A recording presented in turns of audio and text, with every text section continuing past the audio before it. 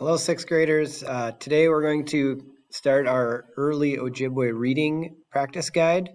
The first thing you're going to do is right here is watch this video. It's about 4 minutes. Make sure you have your headphones on.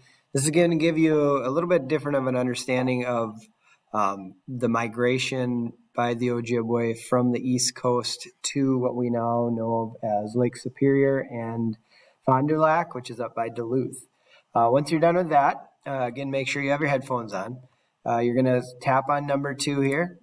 This will bring you to a download. Please download this reading guide to Notability. And just make sure as you're working your way through, you're using the page numbers in reading and listening to the directions as you go through here. Again, just keep in mind the page numbers are here for you within the text that you'll be using.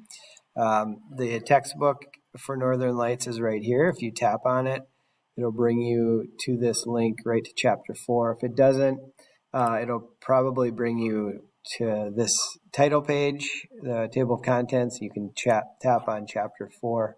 The username and password, if you're not logged in, is up on the board to the right of the smart board. So it's 284 or 952-284, and then the password is city. So you can look up on the whiteboard. It's over there. As you're working your way through that, get as far as you can get. If you don't finish, not a big deal. We'll continue working on it on Wednesday. If you do finish, however, go down to number 3 here. Turn in the reading guide to this assignment and then tap on this link and you can work your way through that review for this assignment today. Thank you. I anticipate and expect that you are giving the guest teacher your undivided respect and making sure that you're asking questions when needed. But I expect you to be the best person, the best human you can be during this time with our guest teacher. Thank you.